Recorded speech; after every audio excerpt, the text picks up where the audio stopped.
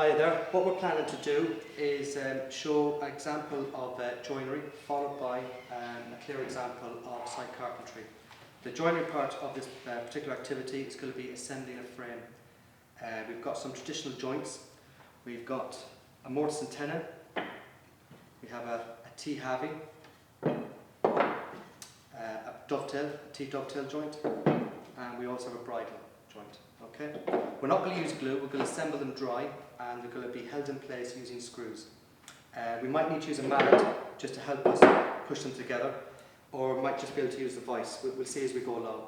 After I've done that, we're then going to mark out for a hinge on one of the stiles. We're going to chop that hinge out and then fit it to our frame, which is located over here, which has been pre-made and is ready to use. So first step first, identify which joint goes with which. So I've got it laid out nice and clear for myself, and I'm going to start with the mortise and tenon, and it should be offered up quite easily, a bit tight.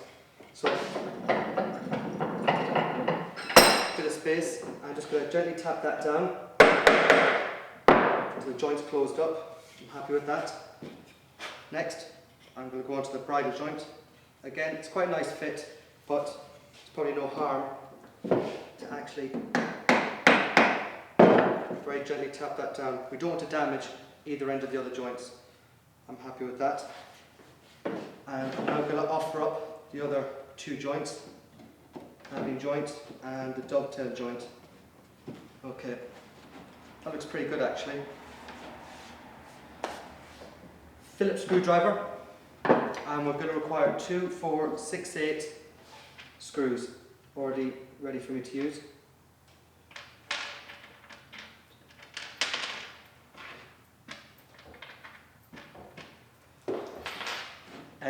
We can see clearly that the holes are being drilled and countersunk, so that what we get is a screw that's flush on the surface of the wood.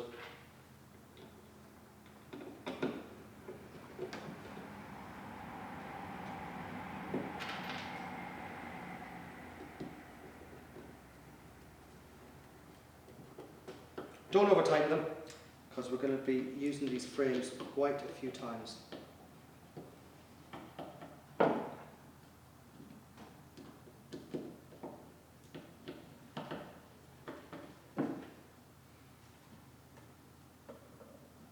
Traditionally, for this type of joinery, all the joints would be the same, but just to add interest, we've included a different joint at every corner.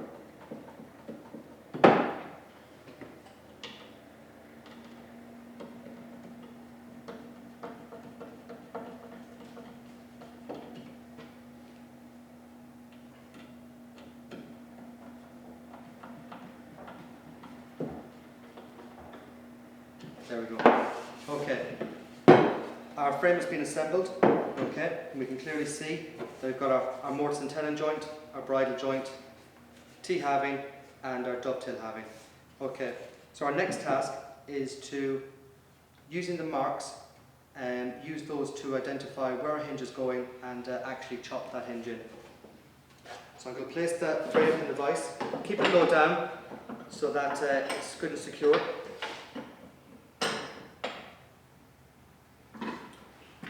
Nice sharp pencil, square, and I'm going to square those lines across.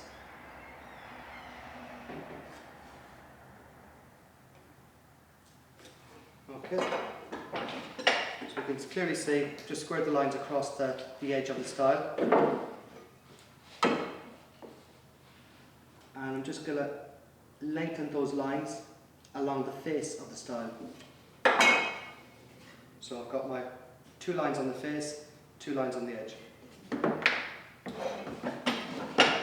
Just to make life easy and to speed it up, I've got my 2 marking gauges, which have already been predetermined to the correct setting. The first one I'm going to use is for the leaf of the hinge, and I've set that using the width of the hinge. So from the face of the marking gauge to the very tip of the pin, that's been set. So I'm going to run that down there. I initially put a mark at the end to prevent the marking gauge travelling past that line.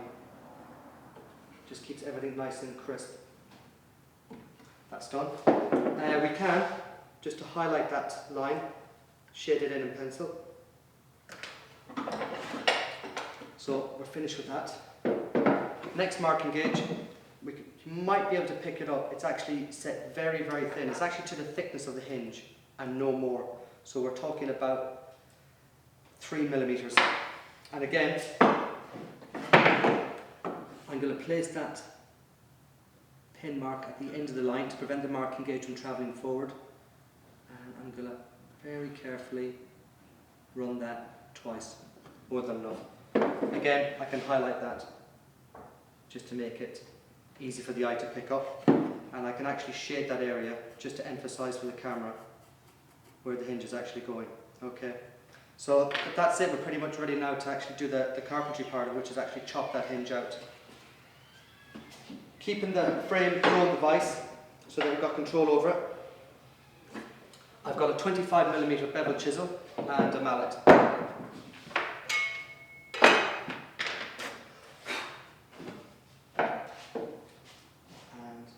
I'm going to start off by just chopping the line, nice clean line. That's enough. Come back to the other line. And then with a series of cuts, which you'll see me demonstrate, roughly at about an angle of 50 degrees, I'm going to feather the cuts on that hinge.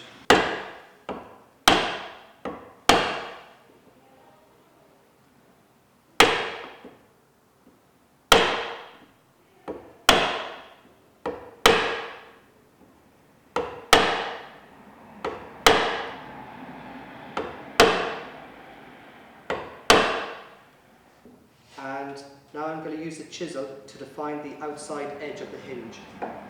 So I placed it in the groove created by the marking gauge. I'm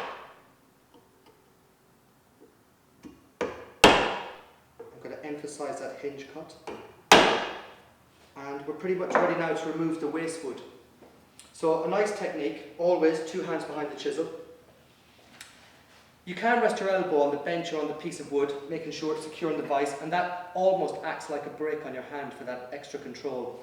I'm going to place the edge of the chisel in the groove created by the marking gauge. I'm just going to slice that wood out of the way and remove it very carefully.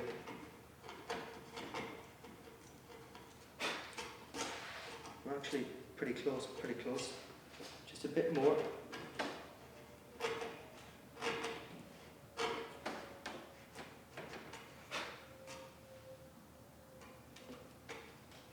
It's not bad.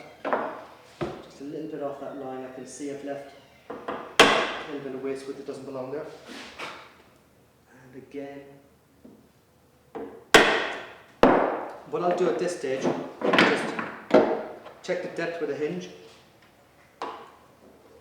I'm pretty happy with that. That's pretty good. So at this stage I need to create pilot holes for the screws to get fixed in the wood. So for that we've got a Bridle. And I'm just going to go for the centre of the screw.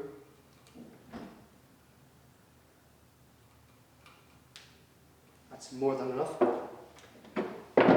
Phillips screwdriver, and I've got 18mm screws, which are sufficient for this job. They're nice too because the head of the screw won't obstruct the hinge when it closes.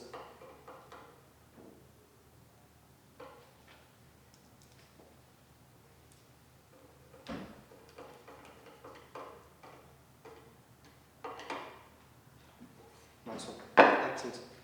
Place that hinge in. Put that in.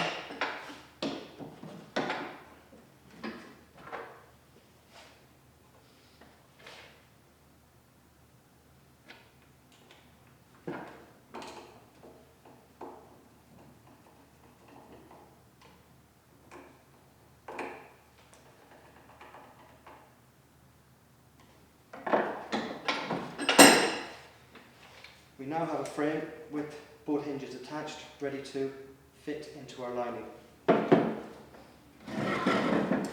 The lining has been constructed very traditionally using a tongued housing, which we still use today, and we can also see the hinges have been marked and located and cut out in the correct place.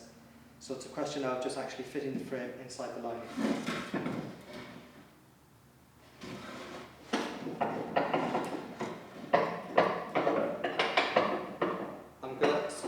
frame in the vise just so it locks it down for me. And I'm going to require 4 screws. Phillips screwdriver.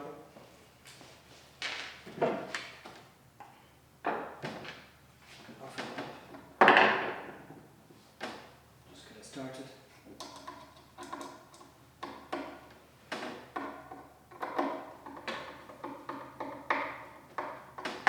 And I'll fix in the bottom hinge.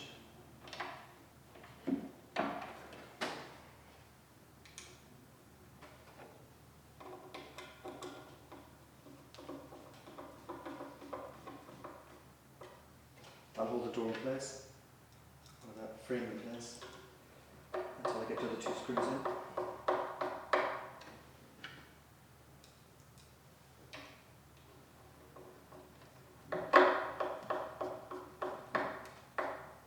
And hopefully we should have a frame that shuts inside our door.